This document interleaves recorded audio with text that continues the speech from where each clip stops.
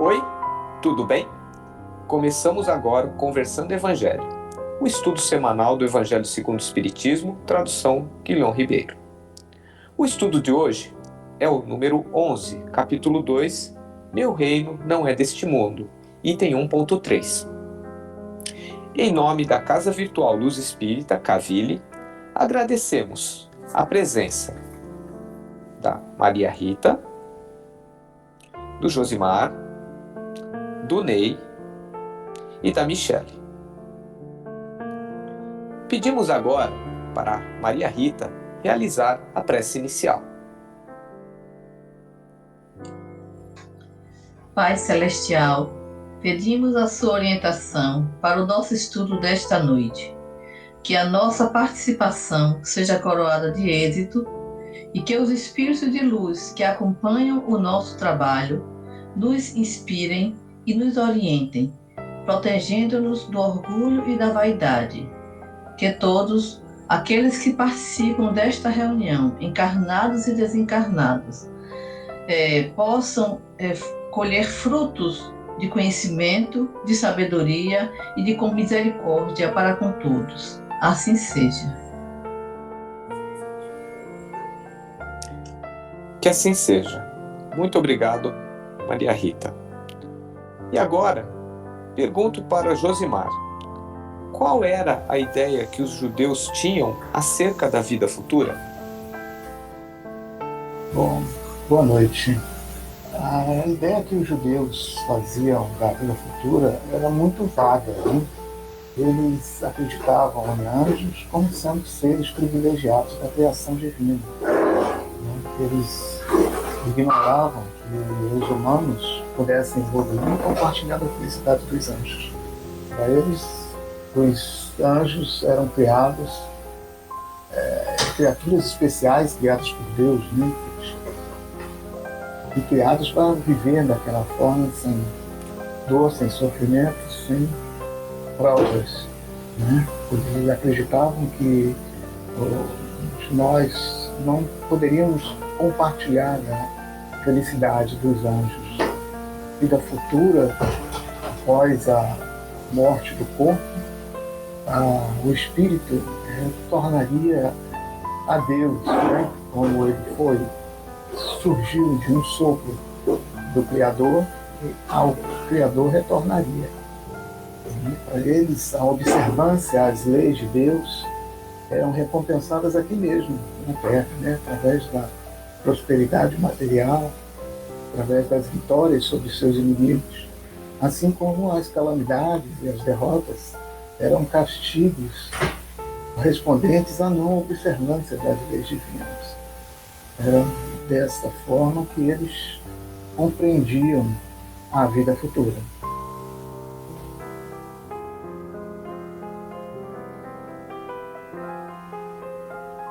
Josimar, assim como vemos, nosso entendimento sobre o futuro mudou bastante.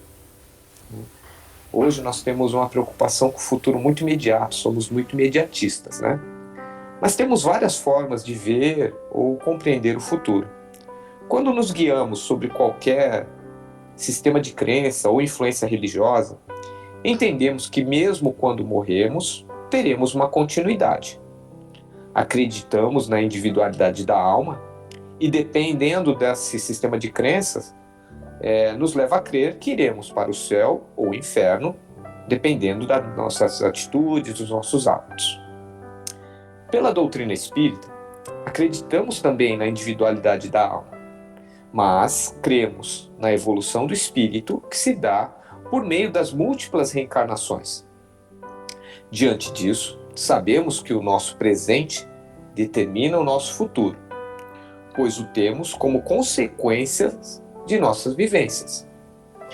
Independente do que acreditamos ou cremos, ou sob qual doutrina nos guiamos, a verdade espiritual existe. Então, hoje, como espíritas, vemos o futuro como uma excelente oportunidade de grandes colheitas, pois tentamos melhorar todos os dias nossa semeadura e sabemos que ele nos reserva uma grande oportunidade de aprendizado ainda maior, pois cada vez que evoluímos, mais ampliamos nossa capacidade de aprendizado e vivência do amor de Deus.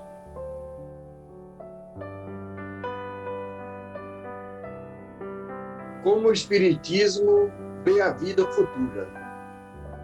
No capítulo 2 do Evangelho segundo o Espiritismo, Allan Kardec comenta a passagem evangélica em que Jesus é interrogado por Pilatos e mostra que, ao responder-lhe, meu reino não é deste mundo.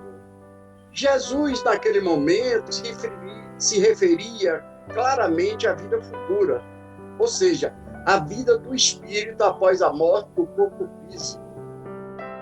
Kardec considera ainda que, sem a vida futura, a maior parte dos ensinos de Jesus não teria sentido. Consequentemente, os que não creem na imortalidade da alma não compreendem os ensinos do Mestre, ou os qualifica como pueris. De fato, se levarmos em conta só a vida no mundo físico, os ensinos de Jesus ficam sem significado. Por exemplo, no Sermão da Montanha, ele promete as bem-aventuranças, felicidades aos sofredores em geral. Porém, na vida material, a promessa não se cumpre. A grande maioria desses sofredores termina suas existências materiais na mesma condição em que sempre viveram, ou seja, sofrendo. Sem dúvida, Jesus destaca sempre a importância do espírito, mostrando que a vida fora da matéria é a principal. Que adianta ao homem ganhar o mundo todo e perder a alma? Lembra Kardec? Jesus veio revelar o que há um outro mundo, onde a justiça de Deus segue o seu curso. Podemos compreender um pouco mais sobre a justiça divina, se entendermos que a vida continua depois da morte do corpo e que a morte física não interrompe o resultado das nossas ações. Na vida espiritual, o espírito continua o seu processo evolutivo, experimentando o resultado de suas ações, boas ou mais. Jesus nos deu o exemplo da imortalidade, voltando em espírito para o convívio dos companheiros, durante cerca de 40 dias.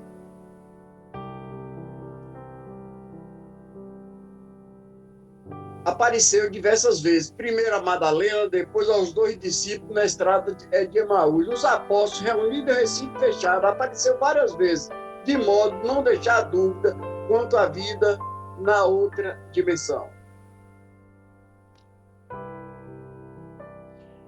Pois bem, é bom notar que a convivência de Jesus após a crucificação com os apóstolos era diferente do que ocorria anteriormente. Após a crucificação, sua presença era por pequenos períodos, pois o que se apresentava não mais com seu corpo físico, mas agora com seu corpo perispiritual.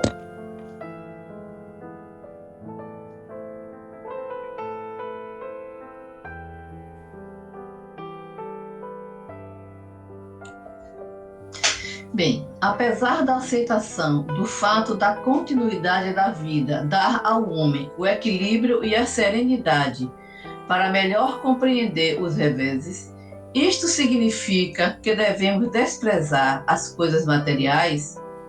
Ora, toda a criação, seja ela de ordem material ou espiritual, tem sua importância no processo evolutivo de todos os seres criados por Deus. Toda a criação está regida por leis eternas e imutáveis. Uma dessas leis é a lei da evolução e do progresso, que estabelece que todos os seres criados devem percorrer a escala evolutiva até chegar à perfeição. A manifestação material faz parte desse processo e representa um momento de corte desse eterno movimento do vir a ser. Sendo a criação una e única, indivisível e completa em si mesma, se não houvesse esse ponto de corte, onde o foco, a atenção é dirigida para ele, seria praticamente impossível trabalhar a diversidade dos fenômenos aparentemente separados pela concepção materialista e dualista do universo. Quando o espírito encarna aqui na Terra, ele traz no subconsciente a memória completa de tudo quanto ele viveu e experimentou em suas inúmeras encarnações.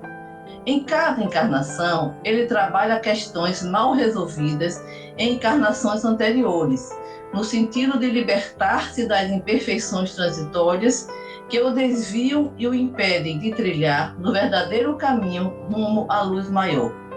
Enquanto houver uma sombra, por menor que seja, impedindo que a luz maior flua em nossas vidas, haverá necessidade de estabelecer um ponto de corte, um ponto onde essa sombra aparentemente minúscula, do ponto de vista da grandiosidade do universo, aparente ser grande o suficiente para causar mal-estar e necessidade de transformá-lo. Assim, tudo foi criado para um determinado propósito. O propósito do mundo material não é menos importante que os demais aspectos da criação. Portanto, negligenciar a matéria como algo de menor importância é negligenciar a criação por inteiro. Não é a matéria que opõe obstáculo à evolução do espírito. A matéria é, antes de tudo, um fator de evolução. O que realmente atrapalha o caminhar do ser humano em direção à luz maior é o seu apego às coisas materiais, é o seu medo de perder o que ele acredita ser de sua propriedade particular. Quando aprendermos a nos ver como espíritos imortais e eternos, habitando temporariamente um corpo material, a matéria deixará de ser um entrave ao desenvolvimento espiritual. Ela será vista como uma ferramenta, uma aliada que ajuda a manter o foco naquilo que precisa ser trabalhado e transformado. A dualidade espírito-matéria sempre esteve presente no imaginário humano.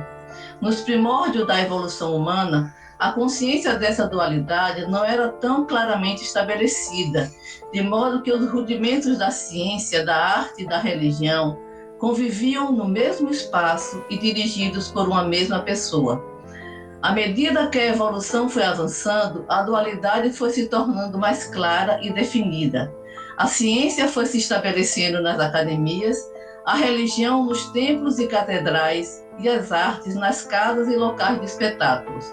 Em cada espaço, o ser humano se dividia e atuava de forma distinta, dividida, dicotomizada. Atualmente, algo novo se apresenta e se move em direção à tão sonhada integração espírito-matéria, corpo-mente-espírito. A ciência começa a dar sinais de que reconhece o espírito e nele coloca também o seu objeto de pesquisa. Por sua vez, a religião começou a estabelecer um diálogo promissor com a matéria, reconhecendo sua importância na criação, e as artes, como que buscando uma síntese, circulam pelos dois espaços, reconhecendo e representando ciência e religião, espírito e matéria como faces de uma mesma moeda.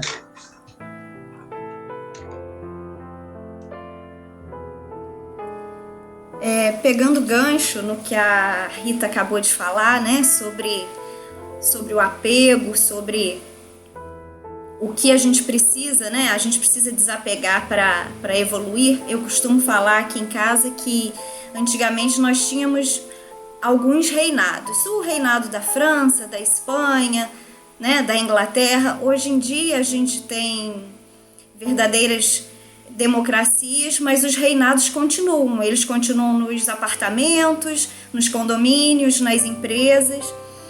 E a gente vai criando nesses pequenos reinados, né, que a gente acha que são nossos castelos.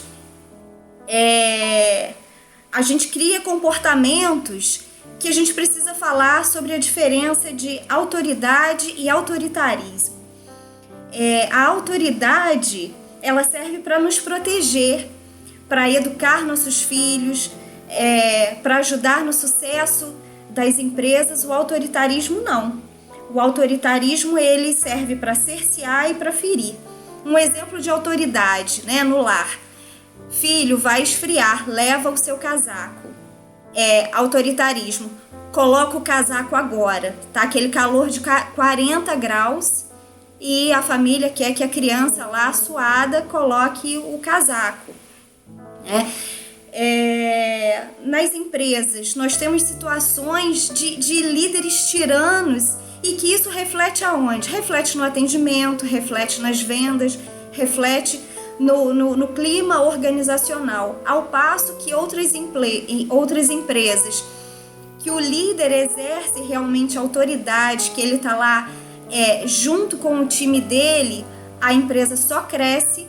E é o exemplo que nós temos hoje em dia. É só pegar aquele anuário das melhores empresas para se trabalhar que a gente vai ver grandes exemplos disso.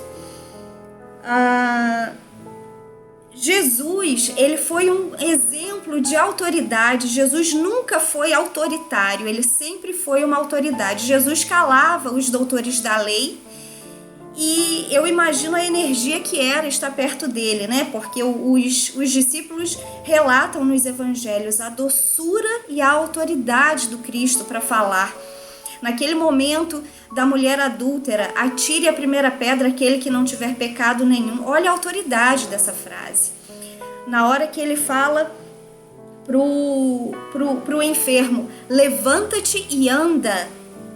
É uma frase tão cheia de amor que a autoridade é isso, né? Quem tem autoridade nos assuntos, que a gente diz, fulano é autoridade no assunto. Por quê? Porque ele estudou e ele sabe falar daquilo, ele não está impondo a opinião dele.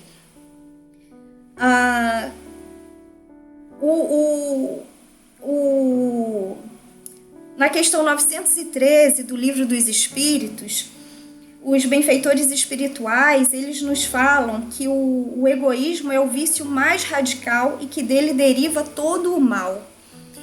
E quando a gente exerce essa autoridade maligna, a gente está sendo egoísta, porque a gente quer que a nossa verdade, que a nossa vontade prevaleça. E isso não é bom, porque o egoísmo, ele vem junto com a vaidade, e aí, se a gente se deixa levar por isso, né, nós somos aqueles adultos ou criamos mesmo os nossos pequenos ditadores, né, que se a vontade não prevalece, o mundo acaba e gera aquele constrangimento horroroso. Então, cabe a nós enxergarmos o quão falíveis nós somos e que que nós somos aprendizes nesse mundo de provas e expiações. A gente não precisa subjugar ninguém para mostrar a nossa autoridade, até porque a gente, se está aqui nesse planeta de provas e expiações, a gente não é autoridade em nada. Pelo contrário, a gente está aqui porque nós somos aprendizes engatinhando ainda. E para terminar esse estudo, eu gostaria de ler a frase da Joana de Ângeles, do livro Luz nas Trevas, que ela fala: com uma palavra, levanta o ânimo de alguém ao quebrado, ilumina uma consciência obscurecida, facilita a movimentação de outrem paralisado. Muito obrigada e muita paz para todos. Excelente, Michele, a contribuição. Tenho certeza que levou a essa reflexão de como nós devemos nos comportar nessas situações. E assim, nós solicitamos para o Josimar fazer a nossa prece de encerramento. Então, nesse clima de harmonia, nós gostaríamos de agradecer a Jesus, nossos irmãos de luz, que nos intuíram nesse momento, nos trazendo bons ensinamentos, boas palavras para nosso evangelho, nosso estudo de hoje. E nossos irmãos possam nos auxiliar durante a semana para que nós tenhamos boas ações baseadas nos nossos aprendizados e que assim seja. Que assim seja, que todos tenham uma boa semana e até o próximo estudo. Fiquem com Deus.